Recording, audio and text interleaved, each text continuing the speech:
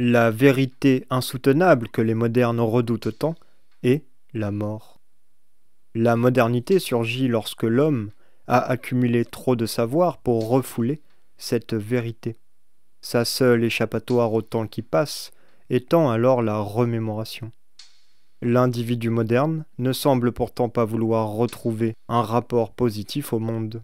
Mais nous allons voir qu'en réalité, sa relation à la communauté des hommes est plus ambiguë qu'un simple rejet.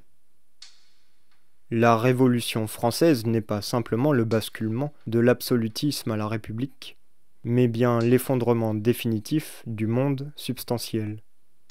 Un monde homogène où il y a une place pour chaque chose et chaque chose à sa place.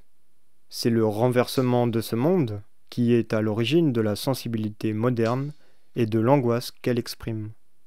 Le mal du siècle ne vient pas d'une douleur positive mais d'une absence, celle de la communauté substantielle, perçue comme solidaire et authentique. La cloche fêlée de Charles Baudelaire raconte l'histoire d'un homme seul car oublié, qu'on oublie.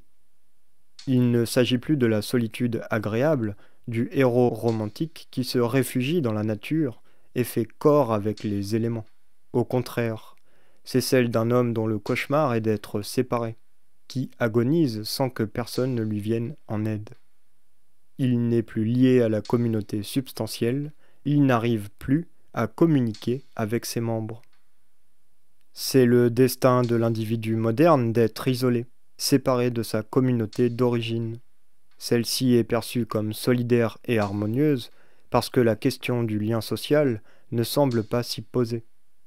Encore aujourd'hui, on déplore l'individualisme moderne, mais cette thématique est aussi vieille que la modernité.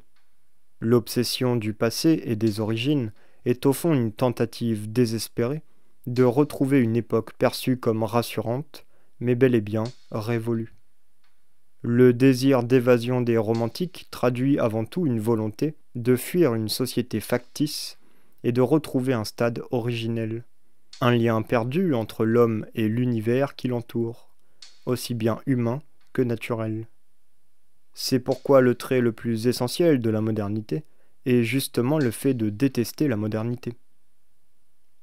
Par opposition à la précarité du monde moderne, les sociétés traditionnelles offrent une prise en charge collective du malheur individuel. Comme l'a écrit Hölderlin, ouvrez les guillemets, nul n'était seul à supporter la vie. Fermez les guillemets. Dans les régions les plus retirées d'Afrique, par exemple, c'est tout le village qui est en deuil lorsque la mort survient pour un de ses membres. Chacun vient pleurer à chaudes larmes au chevet du défunt, puis retourne vaquer à ses occupations, le rituel aussitôt consommé. Il n'y a pas de place pour la dépression et le désespoir dans un monde comme celui-là, où chacun est soutenu par tous.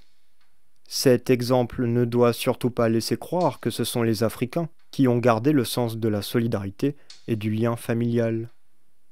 Nous prenons une différence historique pour une différence culturelle. La modernité n'a pas de lieu géographique déterminé à l'avance, mais une différence dans le temps.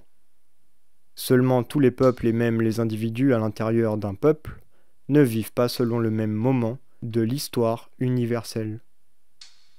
Dans un monde substantiel, la communauté a beaucoup plus d'emprise sur chacun de ses membres. La liberté individuelle, en contrepartie, y est beaucoup plus restreinte. Dans certaines campagnes, où les modes de vie sont restés plus traditionnels, tout ce qui se passe sur la place du village est aussitôt connu de tous, observé à travers le voilage des fenêtres. Les individus doivent constamment rendre des comptes à la communauté, alors que dans les grandes villes, n'importe qui peut se fondre dans la masse et y demeurer dans l'anonymat. Mais la distance que l'individu est aujourd'hui libre de prendre par rapport à la société a un prix. Nul, en retour, ne semble a priori tenu de le secourir dans l'épreuve. Ce sentiment de solitude est donc le corrélat d'un autre aspect de la modernité que nous explicitons ici, le surgissement de l'individu. Nous trouvons des signes manifestes de cette émergence progressive de l'individualité dans les productions artistiques. Dans les œuvres du monde antique, l'Iliade et l'Odyssée par exemple, il ne nous est jamais donné de détails sur les héros en tant qu'individus. Nous ne saurons jamais si Ulysse aimait les petits pois au lard ou si Achille avait un grain de beauté sur la narine gauche. Chaque individu avait évidemment conscience de lui-même, mais ce qui est proprement individuel n'intéressait pas le monde grec. L'individu n'était que l'ombre ineffective du citoyen qui monopolisait toute l'attention des penseurs de l'époque. Inversement, Balzac est capable d'écrire 50 pages sur ce qu'il y a dans un banal cabinet où se trouve son personnage. Il veut donc donner tous les détails sur cet individu-là, à cet endroit-là, ce jour-là.